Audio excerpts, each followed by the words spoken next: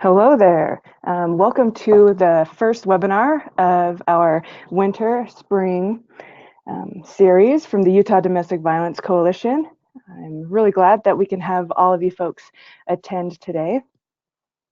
My name is Andi Tremonte. You may recognize my voice as the person who has done most of the webinars in the past. And today, we are lucky to have Claire Mosby, who is our prevention and our LAP coordinator here at the Utah Domestic Violence Coalition. So really quickly, I'm going to go over some of the controls that you have on the right side of your screen. If you look on the right little panel that you have on your screen, you will be able to download the handout. We do have a PDF version of the webinar that you will see today available for you to download. Additionally, you will be able to ask questions throughout the webinar, so definitely utilize that. I will be here supporting Claire and making sure that she gets those questions and is able to answer those. Additionally, we will have several polls. Looks like we'll have 4 polls today, and those will show up on your screen and you just select your answer and we'll go from there. So without further ado, I would love to introduce Claire Mosby. We do share an office here at the Coalition, and she does a lot of great work throughout the state of Utah on prevention and the LAP. So I will turn the time over to her. Thank you, Claire.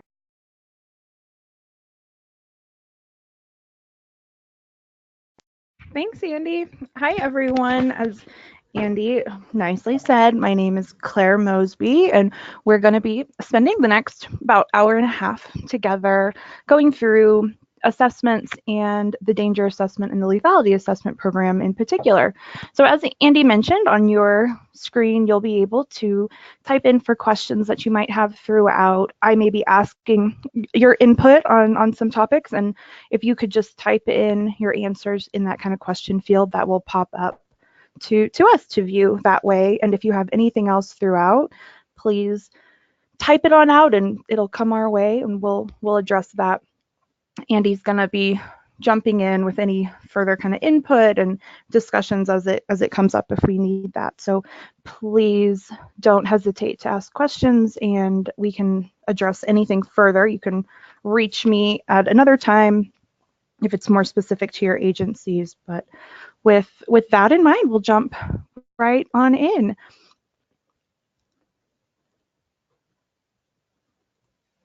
So our objectives today in going through these screening and assessing for danger, we're going to learn about various tools that are used to do just that, screen for risk and danger.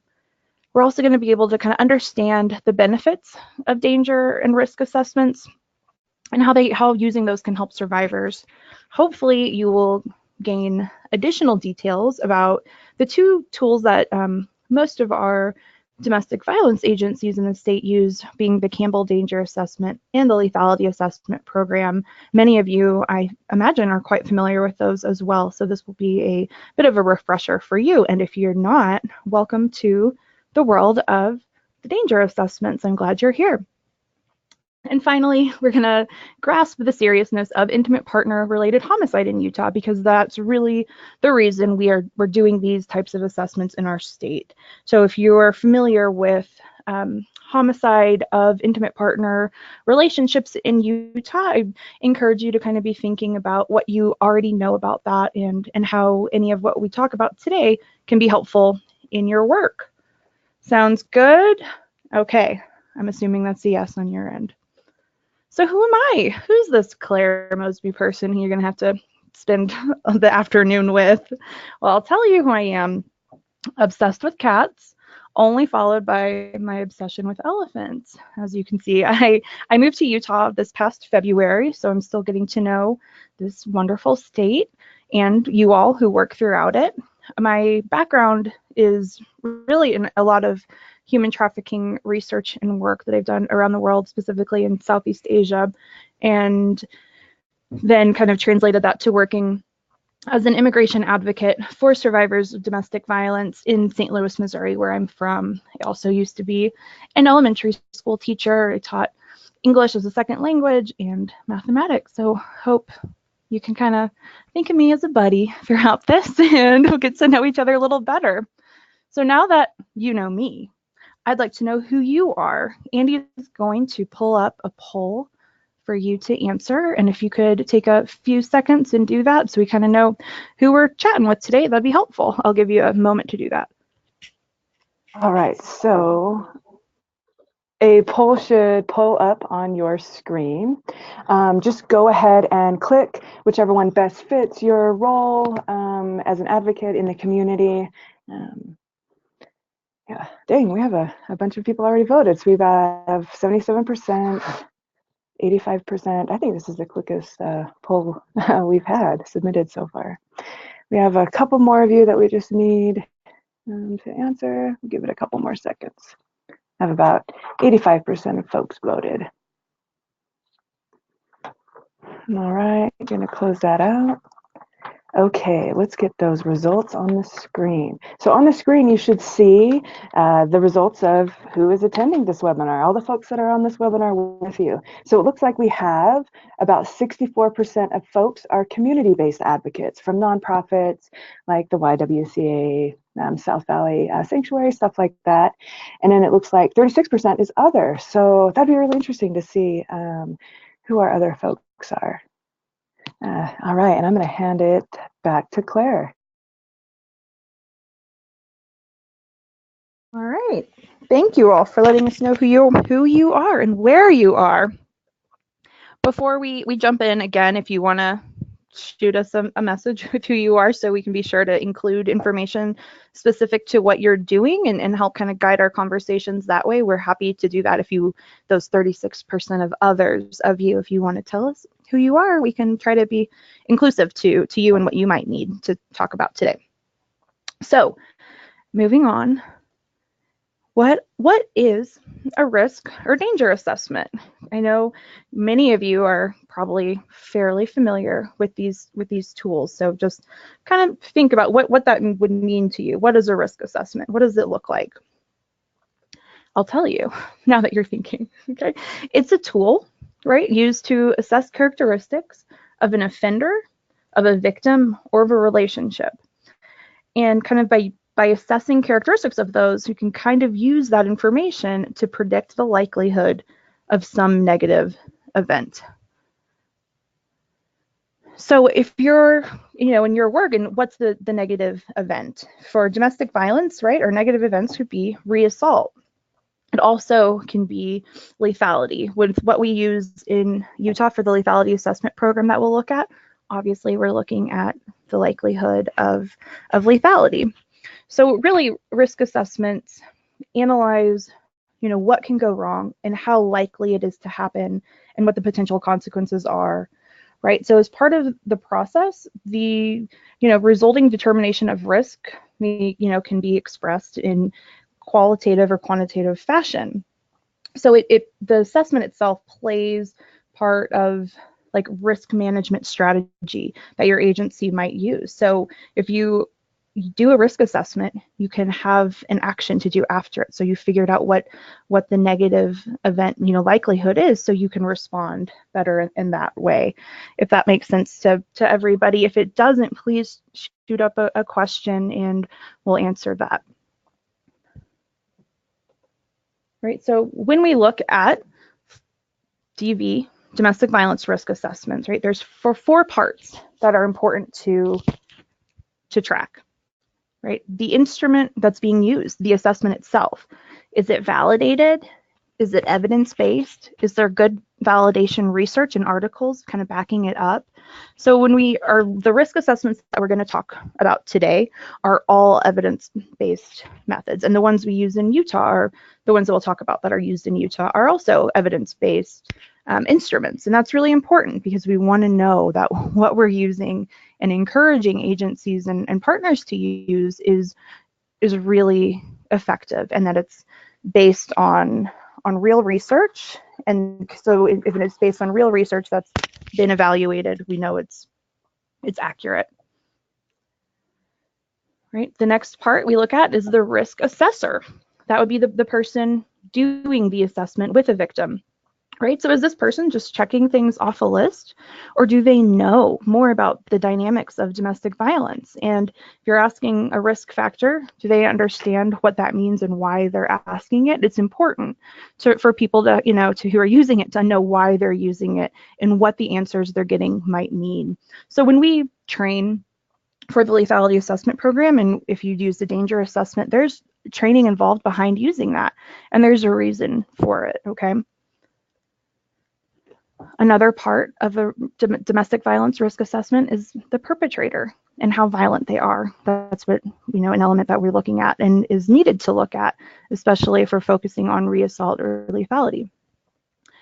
And a final aspect in these assessments is that there's one specific victim, right? It matters what the victim does, whether or not there's risk for reassault or lethality, right? So we're looking at one person there. Okay, any questions? I'll give you a second to pop in a question line before we move on.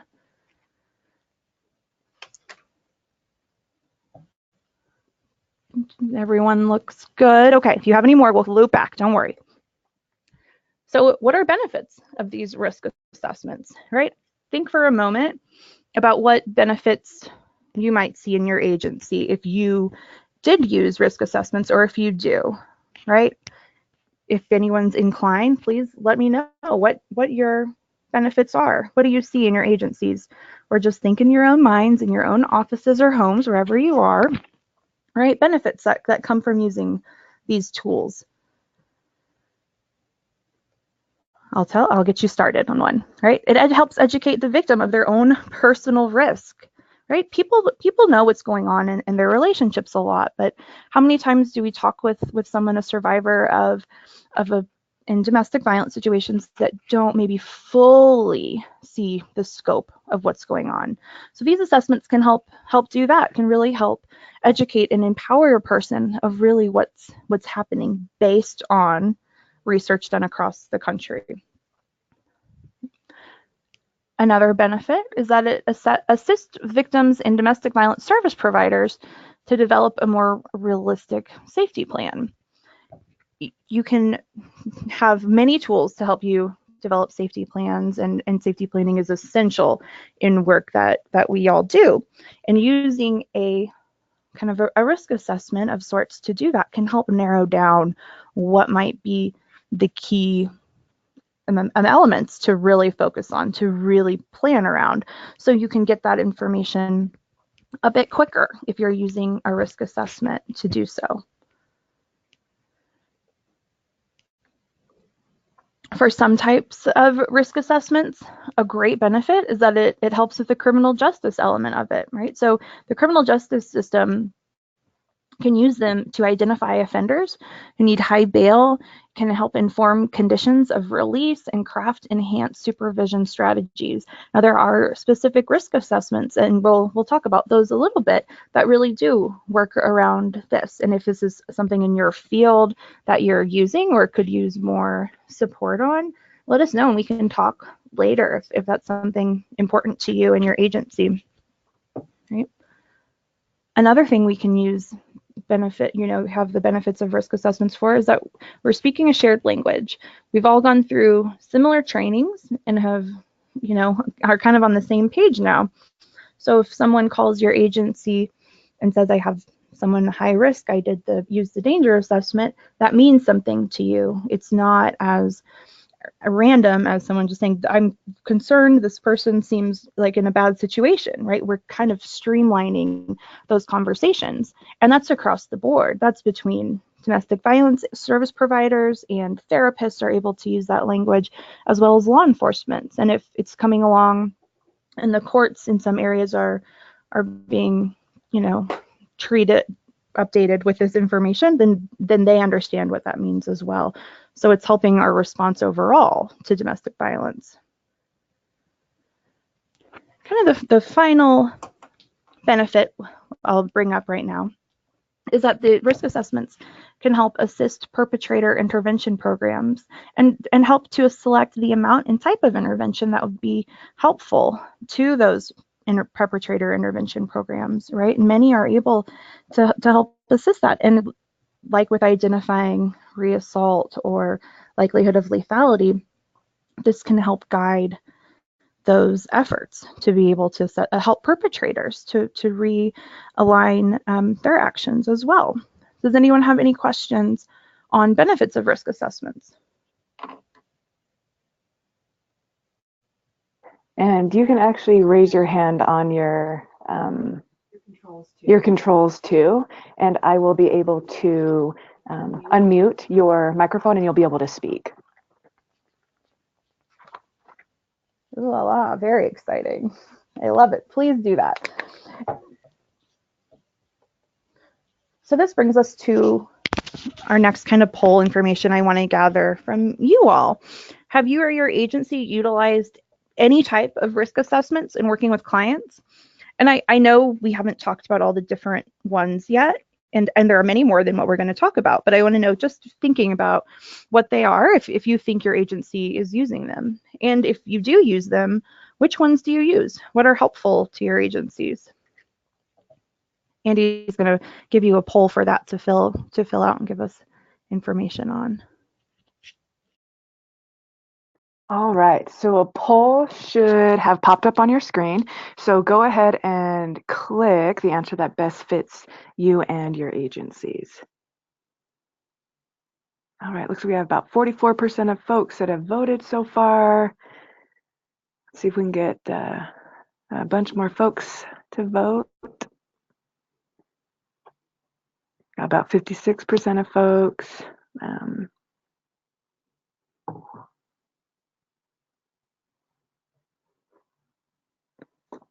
We're almost there. We're at 69%. I'm not sure is an okay answer as well.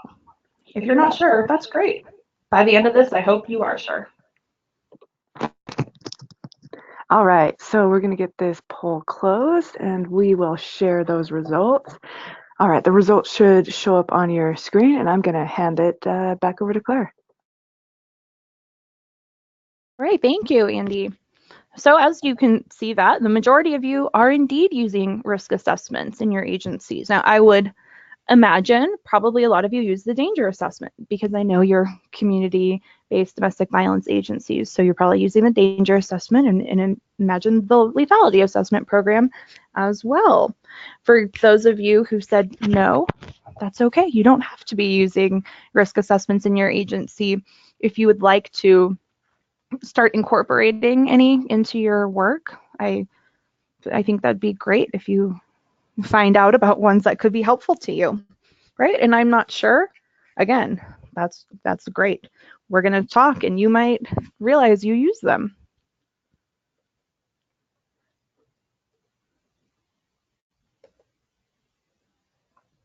And here we are, going to jump into different types of risk or danger assessments. And again, these are specific for domestic violence. Okay, if you're interested in ones outside of domestic violence, you might need a different webinar, but we will cover some DV risk assessments. Right, so I've alluded to this a little before, but I want to think and discuss a little bit of how these risk and danger assessments differ. Right, so you can see from your screen that there's different types of risks that are being assessed.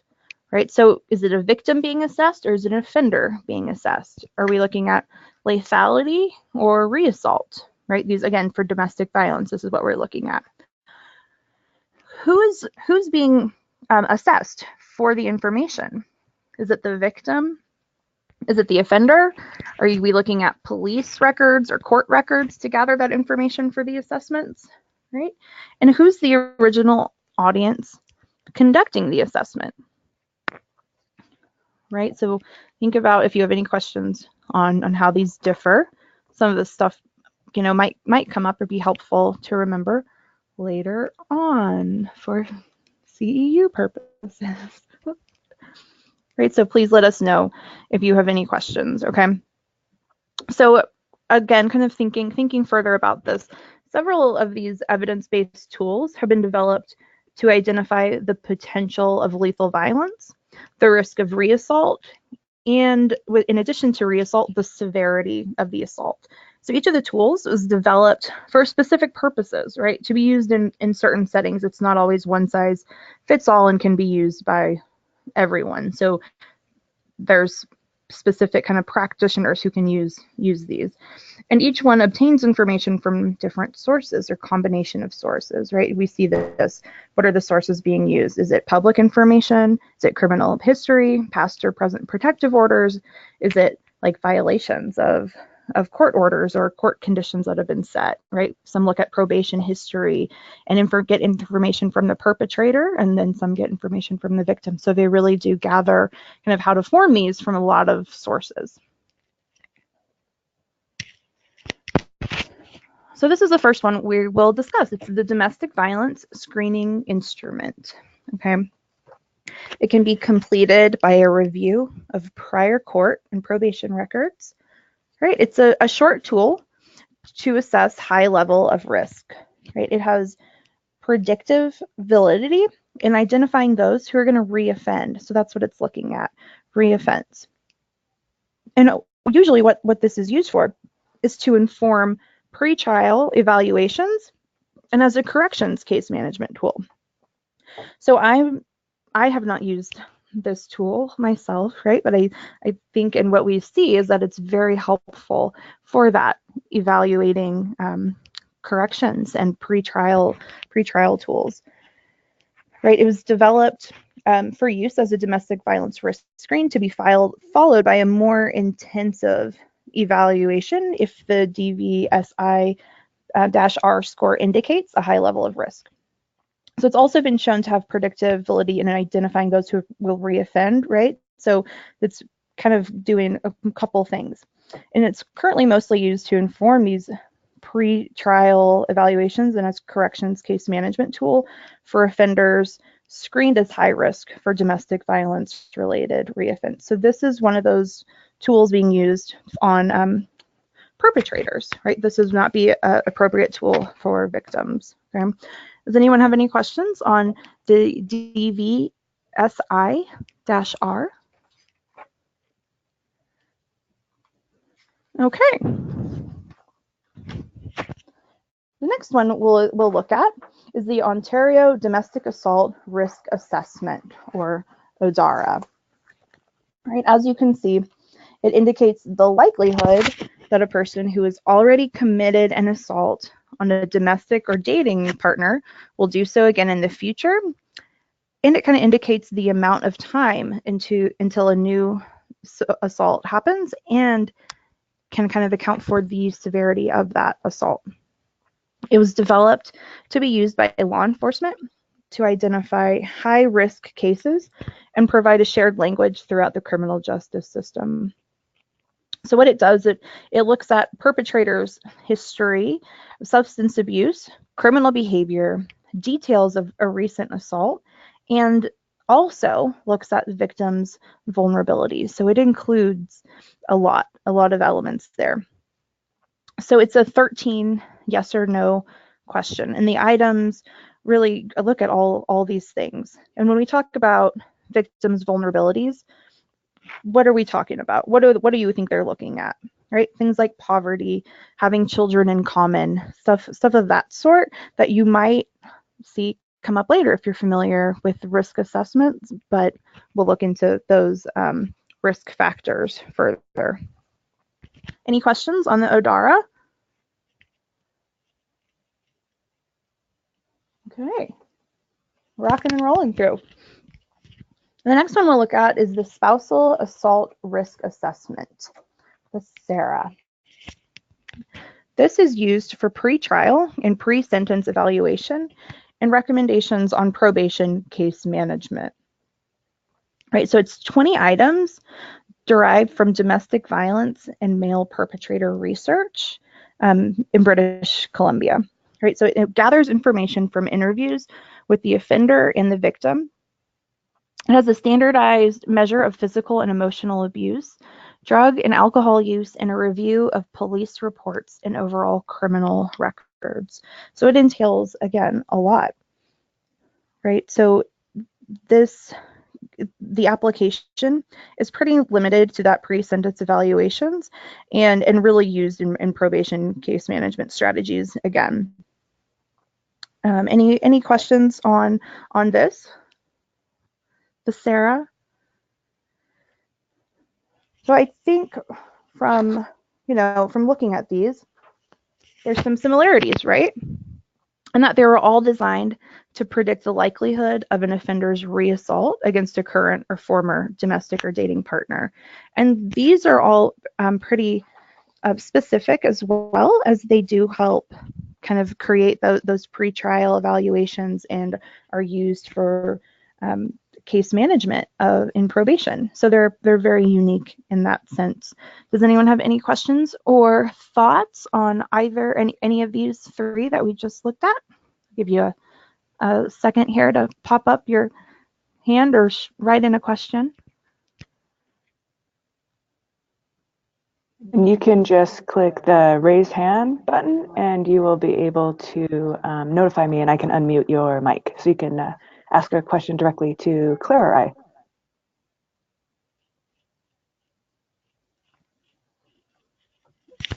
Okay, you all seem great on that. You're super smooth here going through.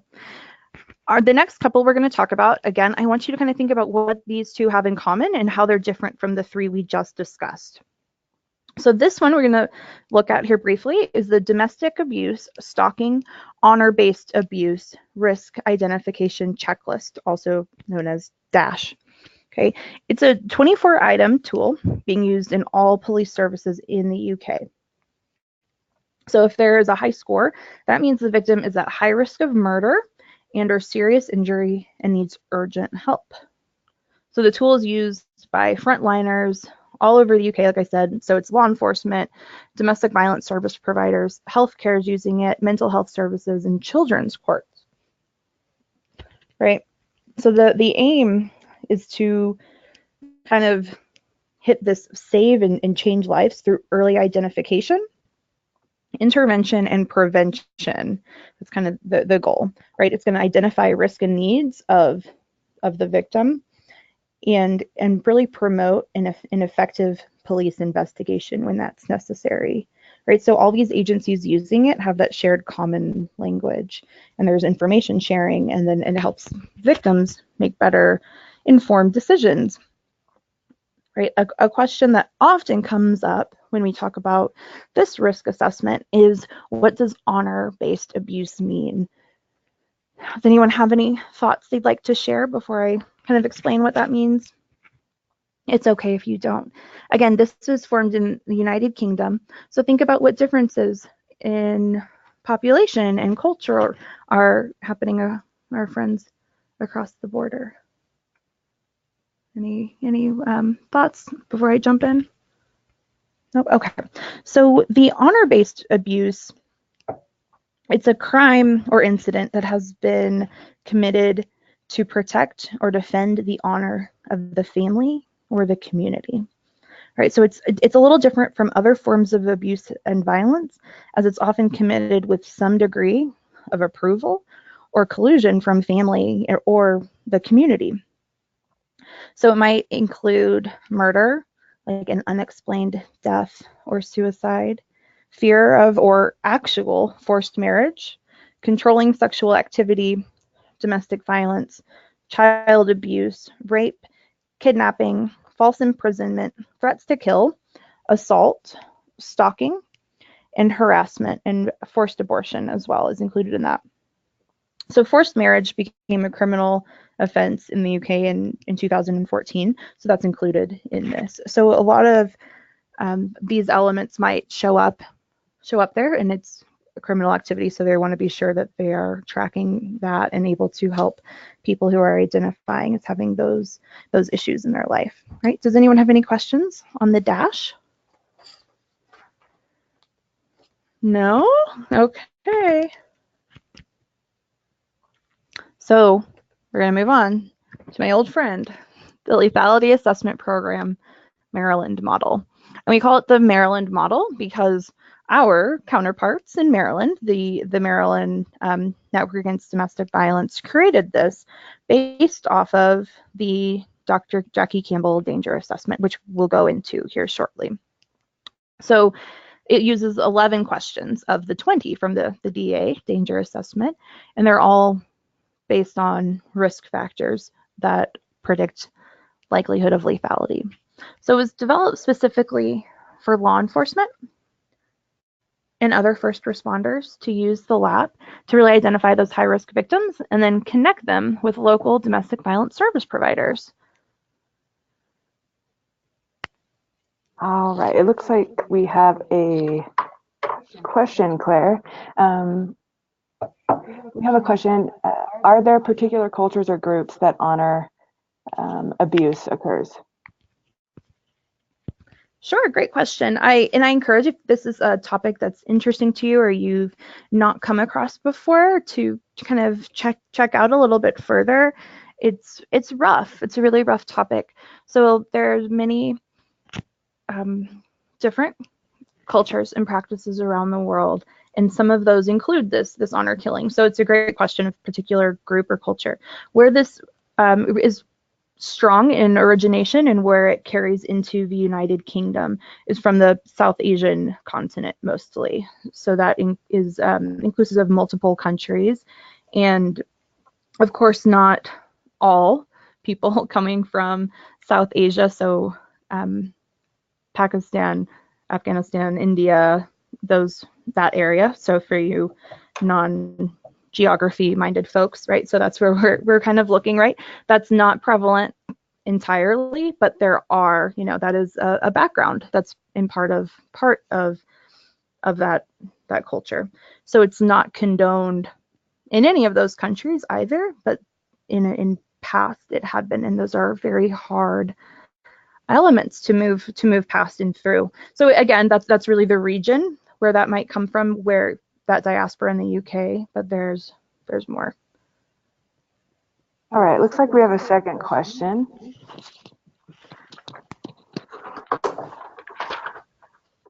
Is arranged marriage the same as forced marriage? That's an excellent question.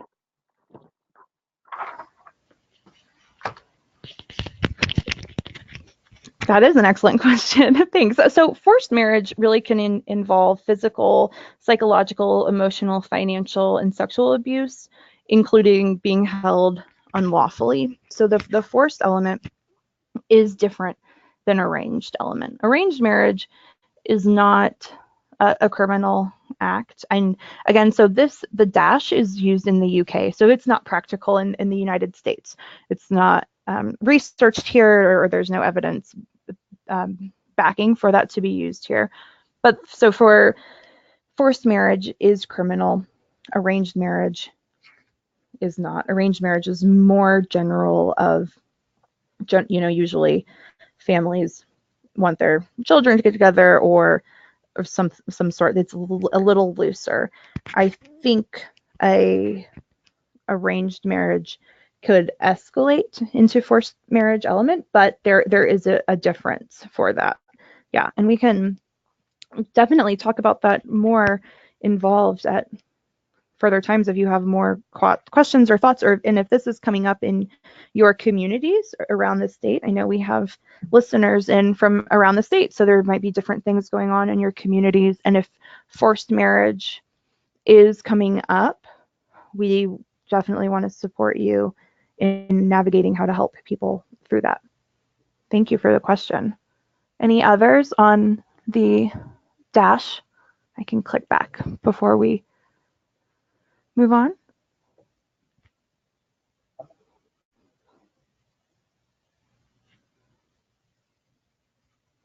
No? I think we're good. Okay, if you have any more, that's okay. Send them up and we'll answer them later on. So back to the Lethality Assessment Program. So it's always used only for intimate partner violence as well.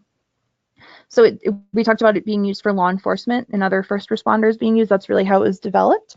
But it also can be used by like in self-initiated cases where the victim talks to a advocate and kind of self-identifies. In that sense, the advocate can use the Lethality Assessment Program screen to help really quickly get to a place where they can do safety planning quick or refer to further services that are used. This is used widespread across the United States in about 37 states and probably more coming on soon. And we've used it in Utah, as you're probably aware, for the last 3 years. Any questions on that? And we're going to get more involved in the lab here in a few moments. Okay.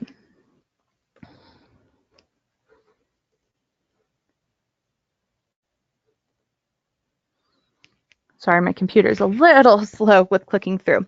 So like I said, let's think about for a minute what the dash and the lap have in common, right? Just like the last 3 we looked at, these two are similar, so I clumped them together. So they're designed to predict likelihood of a homicide occurring. And dash also looks at severe assault, right? But we're looking at homicide occurring by a perpetrator of domestic violence to their current or former intimate partner, right? Specific. So the things we're looking at predict likelihood of homicide versus predicting likelihood of reassault. Any questions on any of those before we move on? We're going to jump into danger assessment world next. Okay.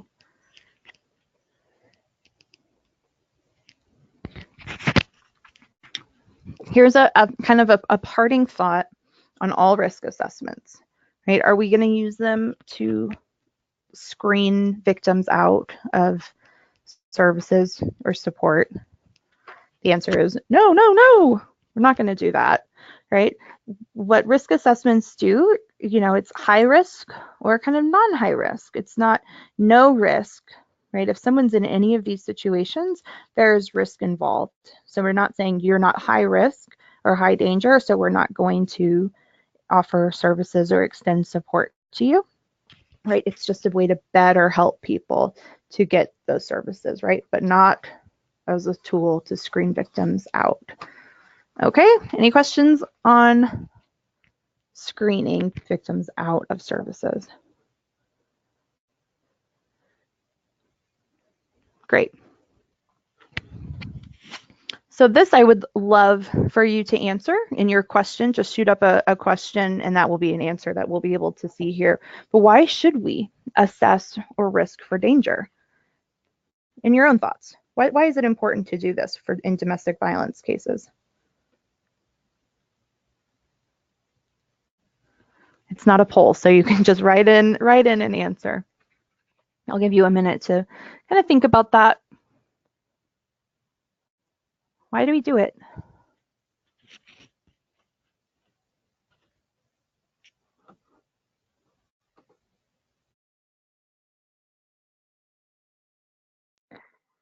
And remember, you can raise your hand and I can unmute your microphone. And so you should be able to speak directly to Claire and I.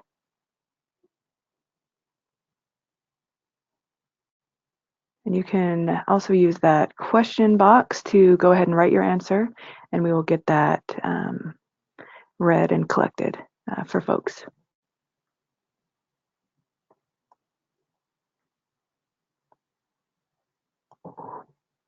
Why should we assess for danger and risk?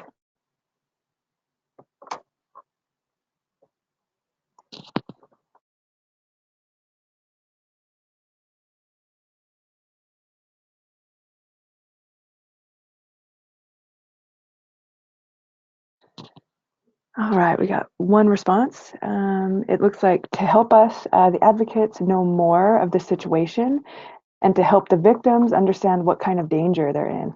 Ooh, excellent, excellent. Wow, that is a beautiful, beautiful answer. I appreciate that. Thank you for responding.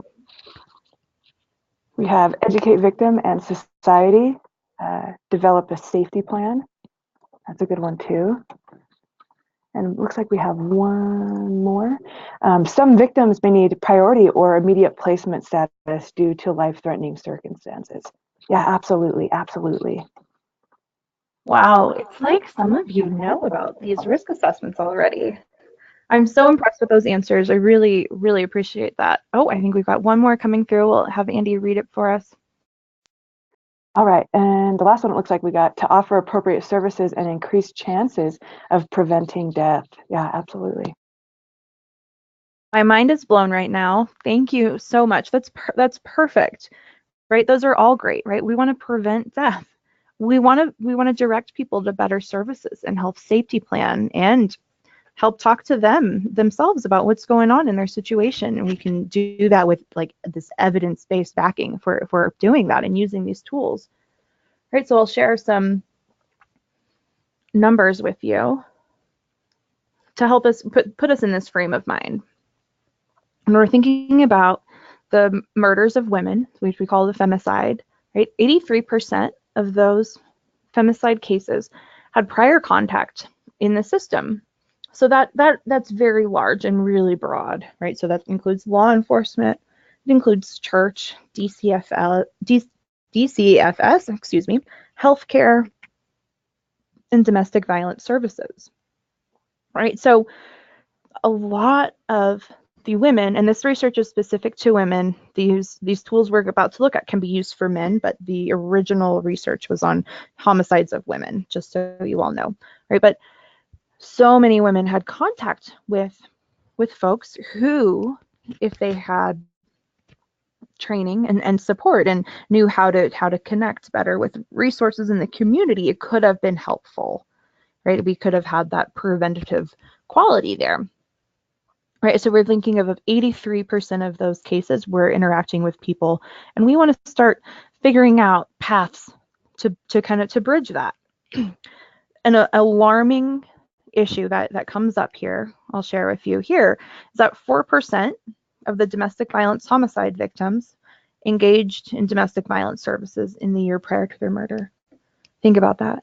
Only 4%. And though that engaged in domestic violence services, that's of any sort. That's of reaching out to a hotline or just talking to someone over the phone, right? That could be getting a brief safety plan done. And that this is really where we want to hit, where we're missing out on helping people.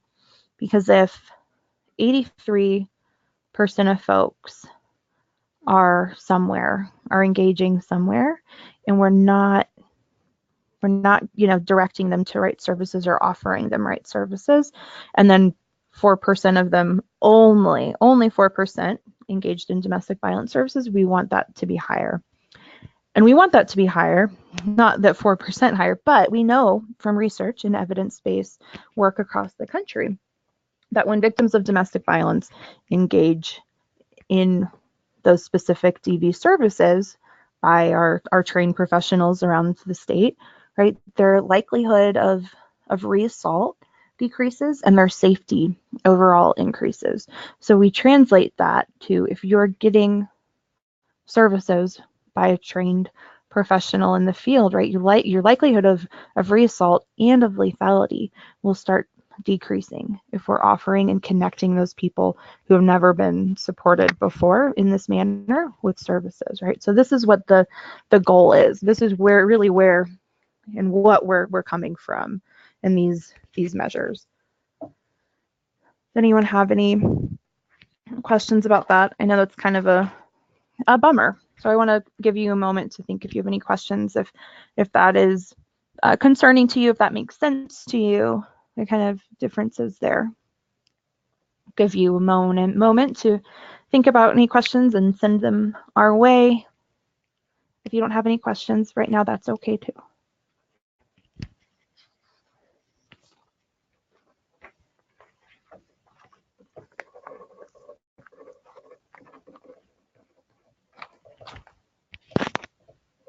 All right, team. Here we go.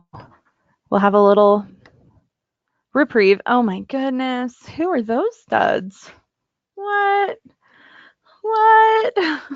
Well, thank you. Those cats are so cute. Those are my cats, Alfie and Pepper, who I am wildly obsessed with. They're brothers. Way cool. The biggest snuggle muffins you ever did find. I'm leaving this here, so it gives you a chance to think about any questions you have about risk assessments overall. And I promised we were going to jump into danger assessment and lethality assessment program here in a minute, and we're going to do that next. But you can just absorb some of Alfie and Pepper's adorableness for a second longer. Are my cats Maine Coons? Well, we think they are a mixture of Maine Coons. They're little shelter cats from mid-Missouri County, where I came from, Missouri. So they kind of look like it, right? They got those beautiful manes, like Maine Coons. Yeah, we don't know exactly what they are. Great question. I appreciate it. If you ever want to talk more about my cats, email me or call me anytime. Okay. The danger assessment. Are we ready for this? Singing Taylor Swift in my mind. Just kidding. Okay.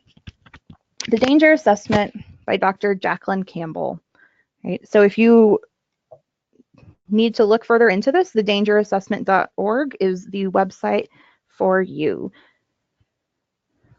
I'm sure many of you are familiar with this one, right? It's great. It's a great body of work. But here's the kind of the nitty gritty on it to refamiliarize yourself with it. So Dr. Jacqueline Campbell is out of Johns Hopkins School of Nursing. So she's a nurse by trade and PhD as well. And the research itself focuses on common risk factors for future lethal intimate partner violence. And this research started in the 1980s. So it is very long living, and Dr. Campbell continues to do research in this field. She's still leading expert on this and helps train folks all around the country and facilitates research all around the country. We are recently been working with her and talking with her about kind of adjusting stuff to be more inclusive of Native American populations and different elements there. So that's a work that we're hoping in the next few years will come out. So if that would be useful for your area, just know that there are efforts on that front. Right. So originally, this was developed for use in medical settings. I said she's a nurse practitioner by trade, right?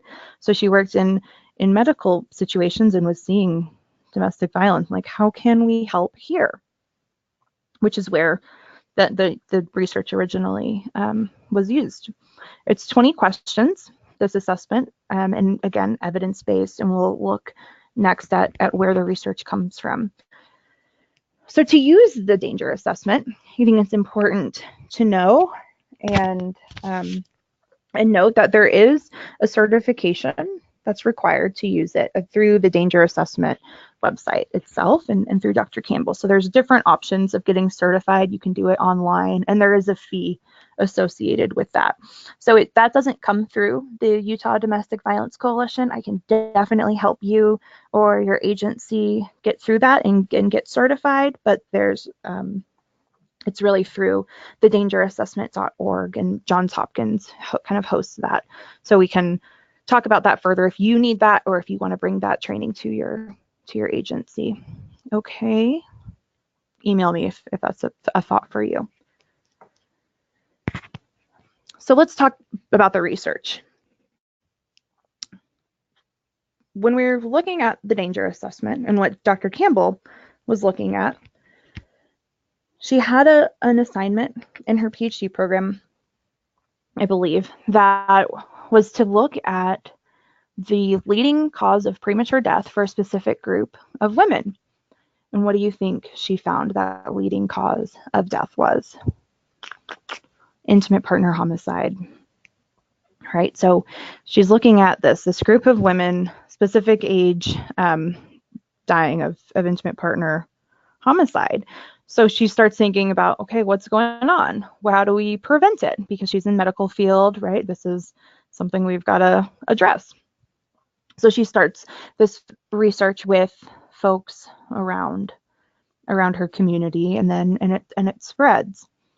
And what is really important to note, and that around the United States, there are millions of women, and again, I say women because this research was based off of homicide of women, can be used for men, okay? But around the country, millions of women are in domestic violence situations and relationships every year.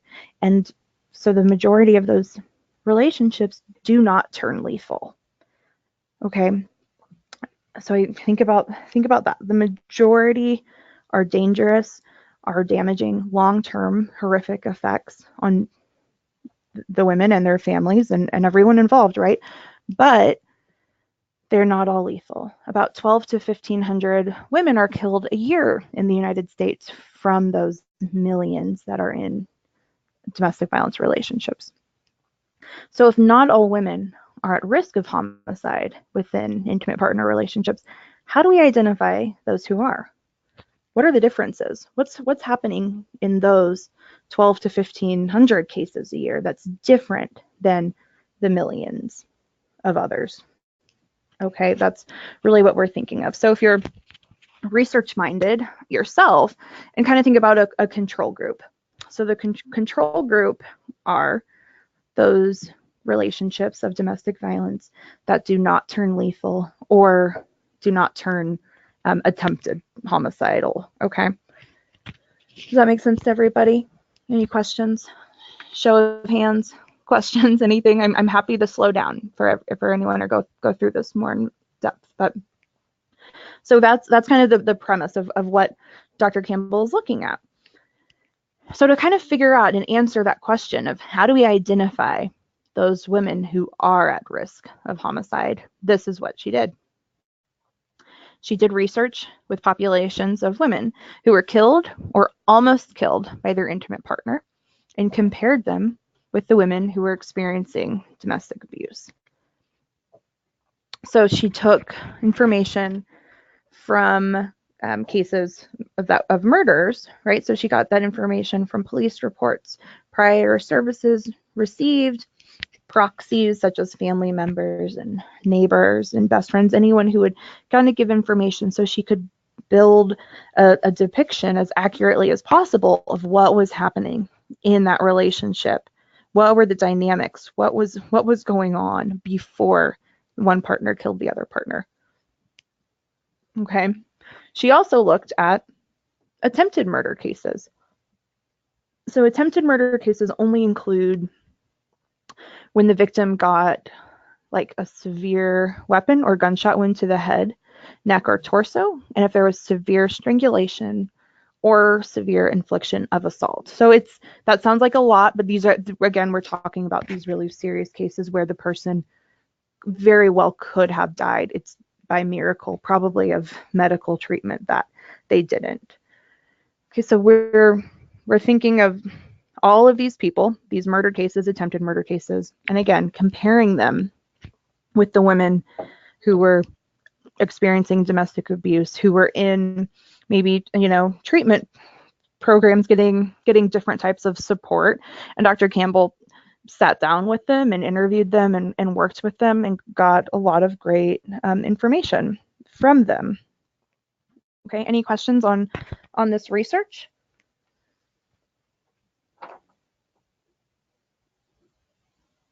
Yeah. So what the research really created, what she was able to generate from her work across the country and with working specifically with survivors of domestic abuse as well, she identified some common risk factors. And that's what we're going to be talking about here next, right? Some common risk factors that come up for cases where people are killed in their intimate partner relationship. So I want to ask you, which behaviors and risk factors do you think increases lethality the most? Right, from what you know, probably maybe already about danger assessment, lethality assessment, and what you know about what you see in your work, what you hear about, what you read. What do you think are kind of those highest factors that are going to increase lethality the most? Andy's going to be a little charmer over here and pull a poll up for us and read this again for you. All right, so a poll should pop up on your screen. What is the top risk factor for survivors? And so you'll be able to click one of them. So just go ahead and vote when you see that pulled up on your screen. So the options are forced to have sex when not wanted, partner threatened to kill the victim, or partner tried to strangle the victim, or partner violently and constantly jealous. And the last option is partner used or threatened with a weapon. So far, we have about 43% of folks who have voted. Let's see if we can get more of y'all to vote on there. And remember, you can pick one of them. We're looking for the top risk factor for survivors when talking about lethality. So their risk of dying. All right, we got about 71% of folks voted. If we can get a couple more folks to vote before we get this closed out.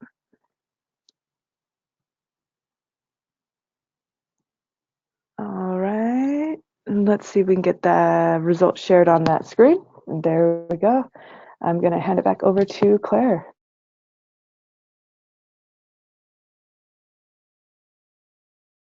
Thank you all so much for answering that. I know and I appreciate that that is kind of a hard thing to think about. It's a hard question to ask, so I appreciate you thinking about that and thinking probably about who you're working with and what comes up with them. So thank you for that.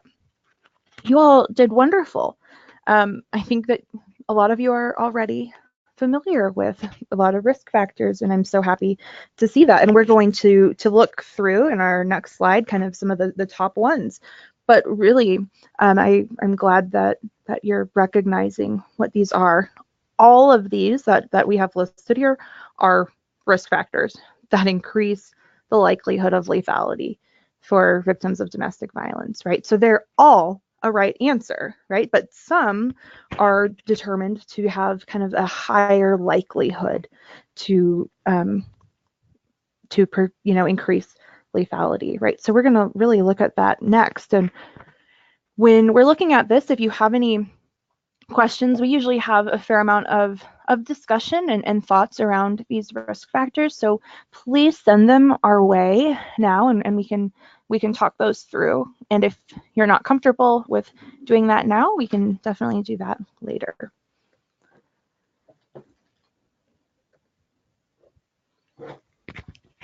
So here's the research that the Danger Assessment found, right? Doing all that back research we discussed. I want to give you a minute to read through these and kind of think about what that means, right? So we've got the risk factor on the right and the likelihood of lethality reverse. The risk factor on the left, likelihood of lethality on the right. So that percentage is how much of an increase that likelihood is if this is happening, okay? So I'll just give you a minute to read through those and we'll talk. And please, I really do love your feedback on these. Right, so if a partner used or threatened them with a weapon, right? It's using or threatening with the weapon. That increases the likelihood of lethality by 20.2%.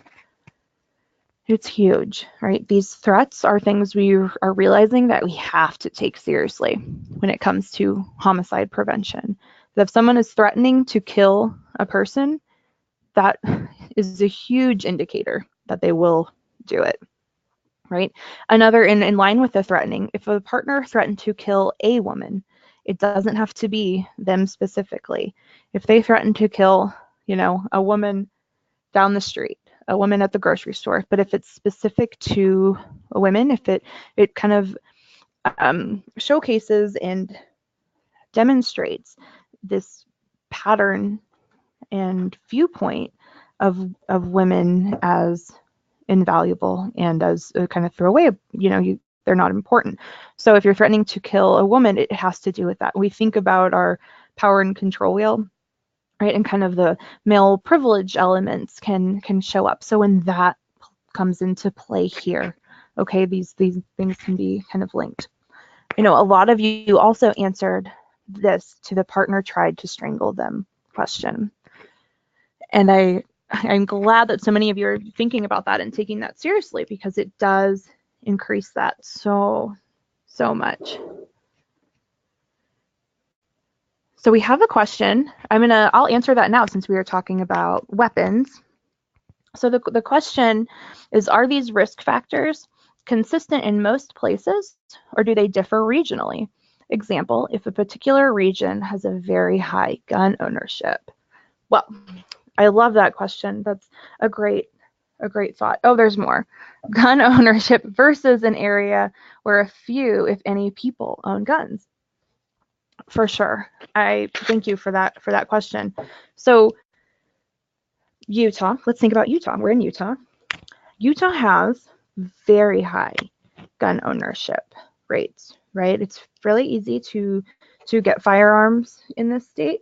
And many people do. It's very normal, and that's not always a bad thing. We're not like anti guns. We are anti perpetrators having guns, because we know that they use those guns against their partner more often than any other weapon.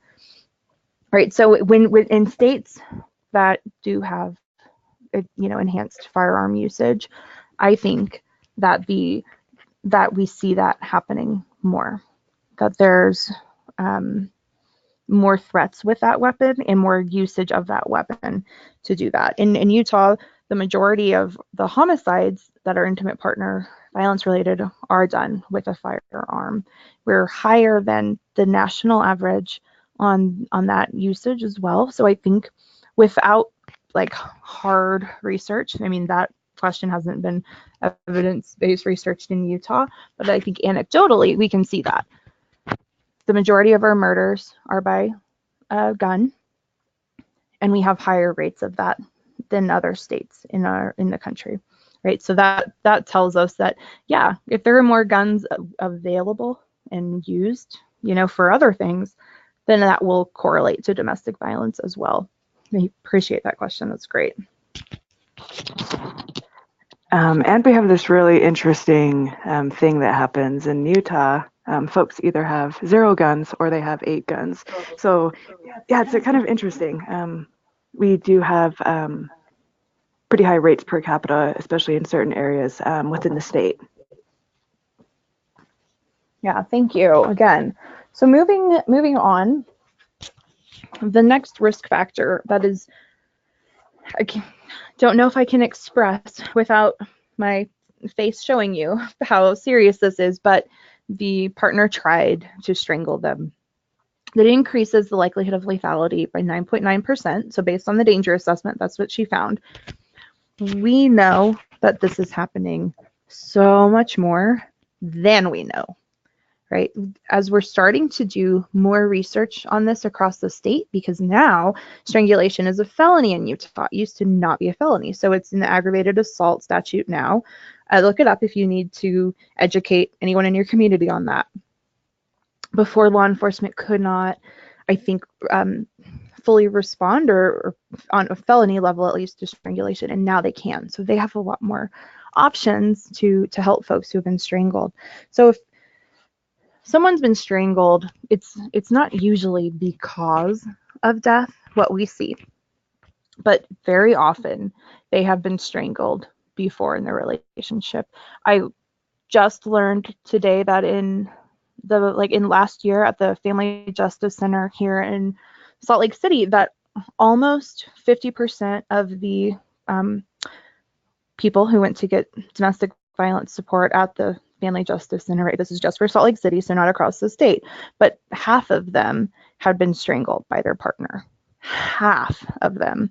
So that's not people who were attempted homicide, right? Exactly. So that's not what we're looking at, but that is happening so much in domestic violence, and we need to take it so seriously. So I always say, and when we talk about the lap a little bit, it comes into play there as well. But if someone is presenting to you and saying, I've been strangled by my partner or choked, more common vernacular, let's get them help, because that is a huge indicator, right? And one we can now do something about with law enforcement, right? So other ones are if the partner is violently and constantly jealous, right? So stalking is being more recognized for these, and this is coming up. The majority of cases that we've seen where there's a homicide is as an end event, there was stalking, this constant jealousy and aspects of that involved. Another risk factor is that if they were forced to have sex with when they didn't want it. Right? Is that surprising to anyone? Probably not. I think that's one most people come to on their own without any knowledge of danger assessment research. Is there a gun in the house? That increases that likelihood, right? Did the physical violence increase in severity? And then you see a couple down, the physical violence increases in frequency. Does the partner control most or all of the daily activities? And then these last two we usually get questions on. Does the partner use illicit drugs or is drunk every day or almost every day? Now I'll ask you all a question. Do you think that drug use or alcohol use creates perpetrators of domestic violence? Do we do that? You can answer that. Just think about it. Does drug use and alcohol use create perpetrators? If you have any thoughts, please send them in the question field. So the answer to that really is it's no. We're not doing drugs and doing alcohol, using alcohol is not creating a perpetrator. But if you are already a perpetrator of domestic violence and you're drunk every day on top of that, does that make a situation more volatile, more dangerous? Yeah, it definitely does. If a person is already a perpetrator and they're using illicit drugs like heroin and meth, is that going to increase the likelihood of lethality for folks in that relationship if it's already abusive? Yeah, so that's what we're looking at. Not saying it creates domestic violence, but it can make it worse. Yeah.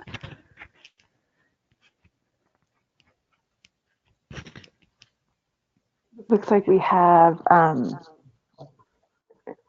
someone who has written it, and they say substance use will enhance an abusive situation. So meaning, those beliefs, those values, maybe even those urges or behaviors are already there, and using alcohol almost or drugs almost as a catalyst to kind of act out those behaviors. Yeah, absolutely. Yeah, thank you so much for that, for your comment. And I can tell you that you understand this. This makes sense, right? When we break it down and can talk about it. Before we move on, are there any other questions on any of these risk factors that we're looking at here? Do any surprise you? Do you disagree with any of them? Are any of them super obvious? And you're like, why are they even there? Like, that's a no-brainer. Any thoughts at all before we move on?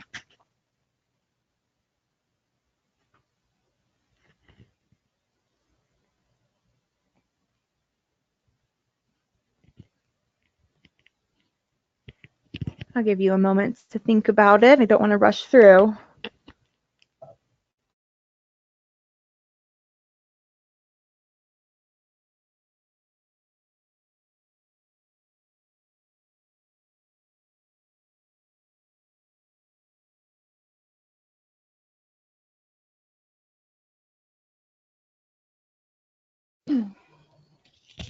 All right, thank you all. We're going to slip on through. If you think of any questions you have about risk factors in particular, let us know. We'd love to talk about them with you. Here's what the danger assessment looks like. I'm not including the entirety of it. You can look it up or get certified if you are not, and you can use it. To use it, it's like a weighted scale that you can do. So you got to be pretty good at math to do it correctly. I'm just kidding. It's super easy. Everyone can do it with the training. You'll be good. But I want to point out a couple, these few questions we can see here. Are the risk factors that we just looked at showing up? Yes, they are. So has the gun violence increased in severity or frequency over the past year? We saw that. Do they own a gun? So a couple that we didn't look at, right, but we know are on the lethality assessment. Have you left them after living together during the past year? Are they unemployed? And then one we did see, have they ever used a weapon against you or threatened you with a weapon, right? The weapon thing we're taking seriously.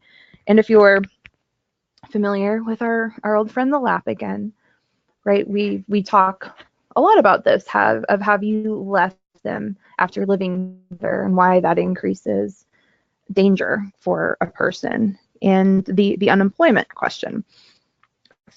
I want you to think about if that's kind of a strange question to you, because when I first saw that on the danger assessment and on the lethality assessment, I'm like, what does unemployment have to do with anything? Well, think about the stress and the burden of being unemployed or of being regularly or constantly unemployed. Now, people who are unemployed are not inherently the same as our drugs and alcohol. It's not a causality for abuse. But if you already have abusive tendencies, if you're already perpetrating abuse against your partner, and this added element of regular unemployment, and you don't have steady work on top of it, that is a risk factor as well. So if you have questions or thoughts on that in particular, I'm happy to hear those and talk those through. Right, and I highly encourage agencies to use the danger assessment. It's very helpful and supportive for clients. And I told you, we love ourselves some Dr. Campbell in UDVC. That's me on the left with the rockin' bangs. In the middle is Dr. Jacqueline Campbell, and on the far right is Selena Gorst, who many of you probably know as well. So I think maybe some of you from your agencies were there as well in September. She was here and did danger assessment work at the Utah Association of Domestic Violence Treatment conference. So we love her and are proud and happy to be able to continuously work with her on enhancing the research around domestic violence homicide. Just let you appreciate that adorableness a little more. And then, as promised, my best friend and main attention seeker in my work, the Lethality Assessment Program, Maryland model.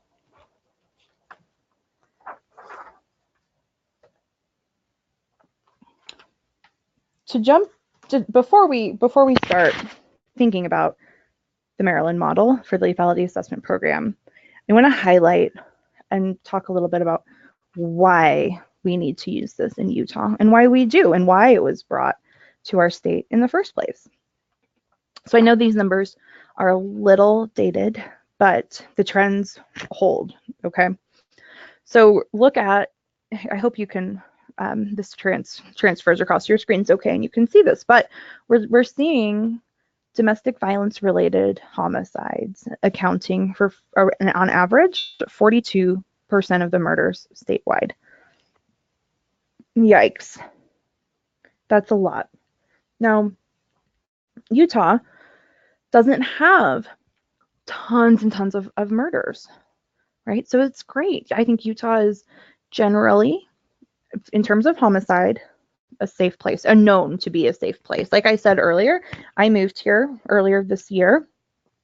I'm from St. Louis, Missouri. I'm not from a dangerous part per se, but I lived in the city for many years. There's a lot of crime. I lived in Chicago for many years and I went to undergrad there. A lot of murder there, a lot of homicides happening there. So when I moved to Utah, I'm like, oh, Utah seems so safe. But thinking of this, that so many are attributed to domestic violence, it's really sobering, right? So looking at some years, it's well over 42%. Some years it's in the 50s. Some years it's lower, which is great. Right, but what we would like to do, obviously, is lower DV-related homicides in Utah across the board, and that's the goal. That's our goal. That's everyone's goal, I think, across all the agencies that work with domestic violence. Law enforcement wants to do it. The UDVC wants to do it. Domestic violence service providers want to do that to make sure that the folks they're helping are safe and continue to be safe. Right? So when we're thinking about these numbers, again, let's go back to that 4% of homicide victims access services. Okay. So if only 4% of of our, and on average 42% of murders across the state access services, we're missing a lot. So we use the LAP to bridge that gap, right? Because again, those who engage in services have lower risks of both homicide and reassault. That's what the evidence tells us, right? We can say that confidently. So how do we do that? We recognize we have this problem, but we can't just say, here's a problem. We're not going to, do anything about it. And that's why we use the LAP. But let's look more into what's happening in Utah. Right? 1 in 3 women in Utah will experience intimate partner violence in her lifetime, and nearly 1 in 5 will experience IPV this year alone. Right? We talked about this. 42% of all adult homicides in Utah are domestic violence related. So we need to address that. So that breaks down to each month at least one woman being murdered by her intimate partner in Utah. And we say women again because that's who's most commonly killed in intimate partner relationships, right? We have recorded approximately 3 domestic violence related suicides per month. And in Utah, there are about 175,000 intimate partner related physical and sexual assaults each year. So we get that information from the Center for Disease Control and Prevention, and then in the Utah Office on Violence and Injury. Okay, does anyone have any questions about domestic violence in Utah? I know there are more webinars coming up. If you haven't been through these training series yet, you'll have that opportunity. So I encourage you to check out the schedule. Andi's got amazing stuff scheduled. So more information on DV overall will be available for you.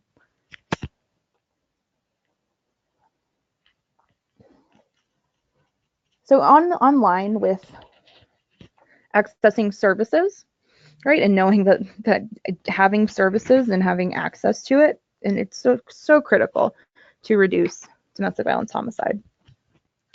And how can we connect people to services, right? So the research tells us that around 50% of homicide victims had previous involvement with law enforcement or EMTs, right? So there are people touching them in that sense, right? There's interactions happening. So that's where the Maryland Network Against Domestic Violence is really thinking about, wait, 50% of these homicide victims were meeting with one group of people. We can train one group of people. Training cops is not an easy feat, I will tell you. I spend a lot of time working on that. If there's any cops listening, I appreciate you so very much, and thank you for being here. But it's tough. So it's not like, okay, here, let's just train them real quick. It's a lot of work behind that. But that's what the kind of the plan was. Like, there's a problem. Domestic violence homicide is high. Oh, look, 50% of homicide victims are interacting with cops and first responders. Let's give them something to use so we can get domestic violence victims to services when they're interacting with someone already for domestic violence. And future assaults overall are reduced significantly, close to 60% if a victim receives domestic violence services, right? So that's what we're trying to get to, right? We're trying to get to that reduction rate. Any questions? No? Y'all are rock stars. Here we go. We're coming through the end, I promise, and you're doing great. So the Lethality Assessment Program, as many of you listeners know, the goal and what it does is to identify victims who are at the highest and greatest risk of being killed and encourage them to go into domestic violence services. So I want you to think about, again, back to our assessment discussion, how is the lethality assessment different from other risk assessments? If you're answering with, it's assessing for lethality, Claire, not reassault, you're correct, and great job. Right? So that's what the goal is. Does it have other side bonuses like decreases reassault if we're connecting people to services right away? Oh yeah, it does. But that's the main goal, is this lethality reduction. Right. Here's my favorite graphic for it that tells us really in 3 little pictures what it's going to do. Respond and assess the situation, right? Connect that person with an advocate, and then the person can get shelter or services. Mostly people will take services, but to have someone on the phone with them telling them, here's what's up, here's what we can do, that's the goal. That warm handoff. We love a warm handoff. We talked so much about Dr. Campbell's research and the danger assessment because the LAP comes from that research. If you dig deeper yourselves into the DA and what all those risk factors are, the LAP is pulled directly from the danger assessment, but it's shorter and it's designed to have less questions and to be processed differently. So law enforcement, who it was designed for, can do it in a quicker manner. So again, done by law enforcement. If they're responding to a case and it's an intimate partner relationship, so any type of romantic relationship is included in that, and it's taken a lot of work to educate folks in law enforcement on what that entails. And I'm very grateful that the Cohabitant Abuse Act in Utah was updated recently to include that as well, that any current or former sexual partner, consensual sexual partner. So now law enforcement is able to have a better recourse for folks, because before it was if they've ever lived together or been married, have a child in common, things like that. Didn't include just dating, never living together, no children, nothing like that, just dating. So now it does. So law enforcement are going to do it for intimate partner if they have probable cause an assault has occurred, if it's a repeat call to the same couple or location, and if they've got a gut feeling something else is going on, it's more serious than what they're seeing. So we use the LAP because intimate partner homicide is predictable and preventable. I'm going to break that down for us here quickly. So I say it's predictable. Why? How is it predictable? Why is it predictable? Is Claire just talking hot air? No, it's predictable because of our risk factors. That great research that Dr. Campbell did and continues to do across the country is our predictability. Those common factors that show up time and time again are our predictables. So if we can predict something, do we just let it happen? Let that negative thing happen? No, we don't. We prevent it. What can we do to prevent intimate partner homicide?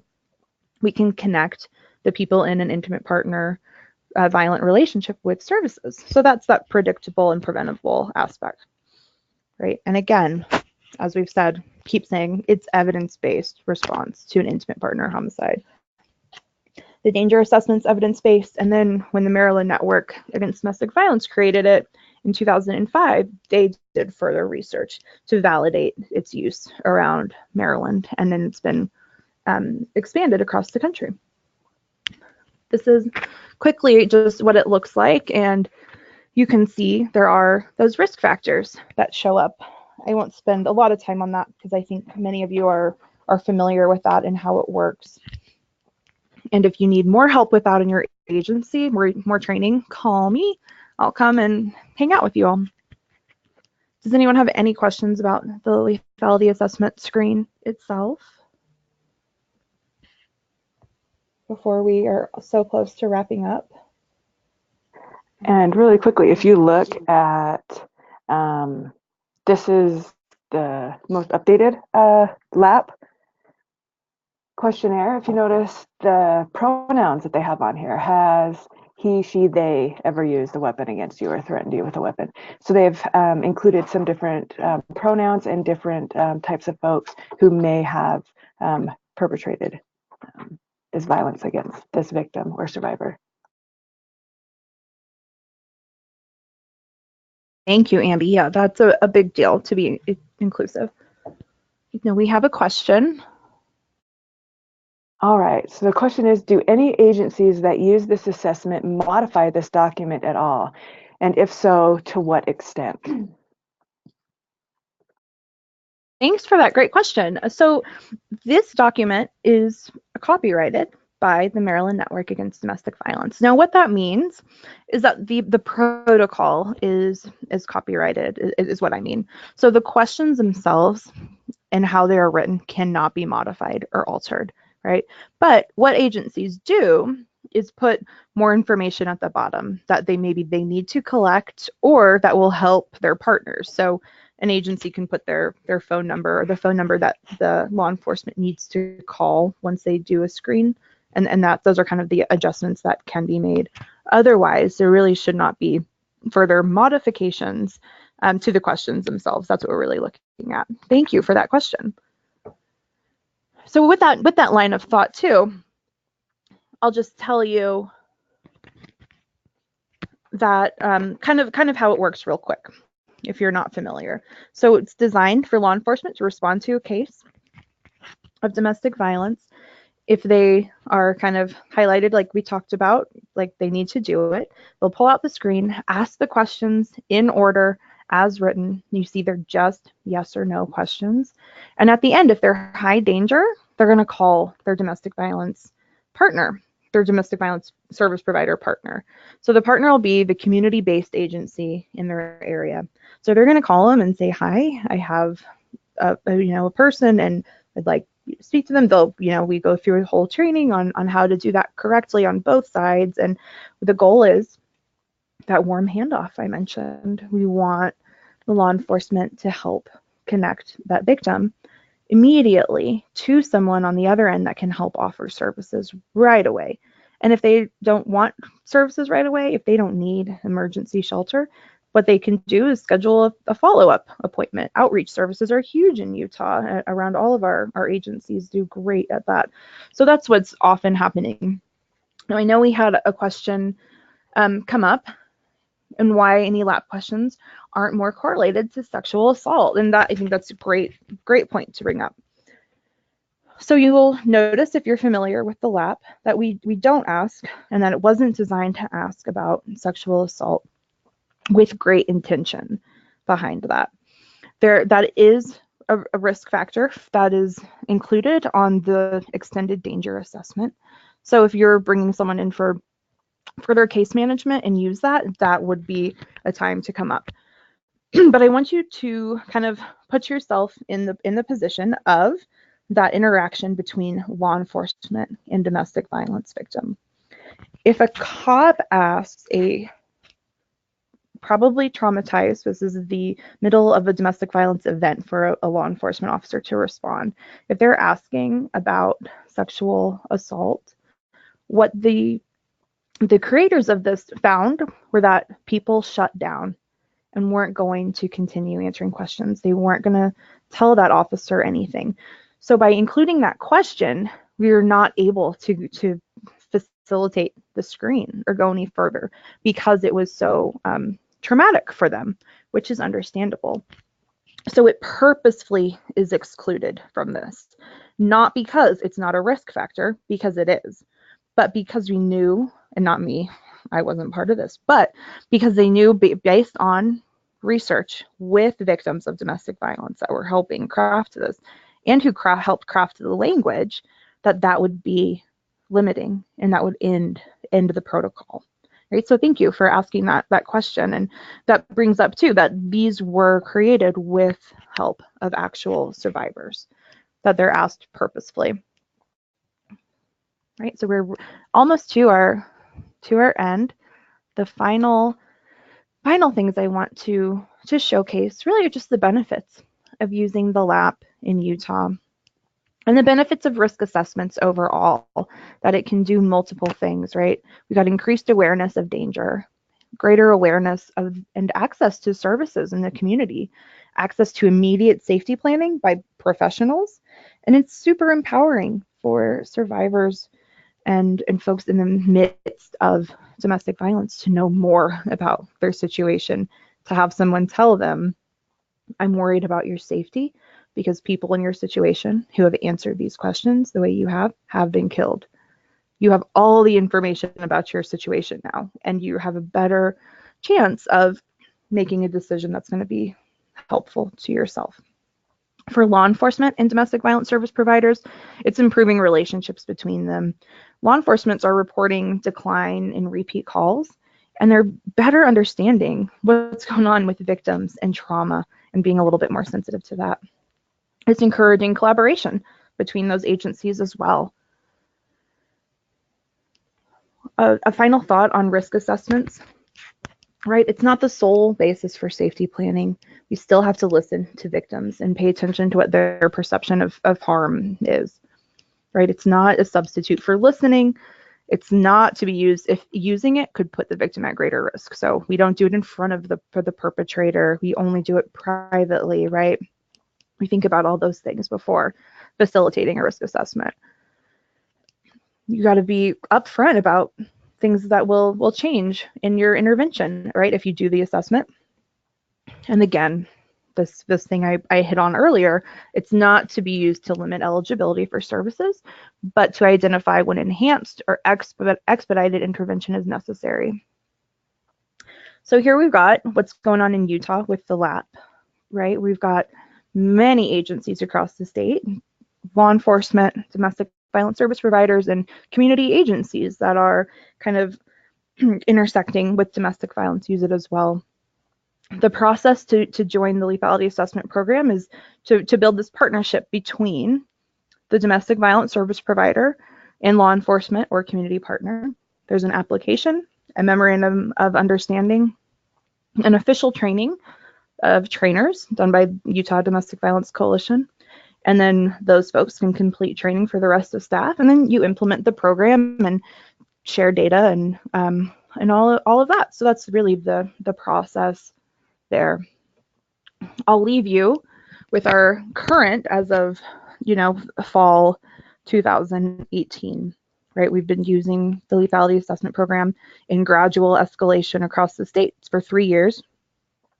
Over 9,000 assessments by service providers and law enforcement have been done. The majority, this is huge, 78% are assessed as high danger. These are people who are in great need of supportive services, and we were able to connect those people to support this way, right? And again, so many of those folks, of those high danger victims, are connected to service provider hotlines immediately, and that's the goal, right? That warm handoff is happening. So if anyone has any other questions, please send them our way. We're out of time, so we'll wrap it up, but I want to thank you for your time this afternoon and for your great comments and feedback. I appreciate you all. If you have anything you want to send us, please do, and check out our future webinars that will be hosted by Andi and other wonderful trainers. And if you have any questions for either of us, please reach out. That's my contact information. Also available at udvc.org. We're all there. That extension just added. I'm extension 105. I don't know what that number is, but thank you so much. All right, folks, thank you for attending our webinar. Really quick, if you need CEUs, the information will be sent to you via email, so in your follow-up attendee email. So you can get up to 1.5 hours of CEUs, and the CEUs are through NASW. So they generally work for all professions, but always double check with your licensing agency to make sure that those will work specifically for your profession. But in that email, it will give you a link to a Google form, almost like a little quiz that you can, that you need to fill out and complete, and then I will be able to send you your CEU certificate with the email that you use to register here. If you have any questions, you can reach out to Claire or I.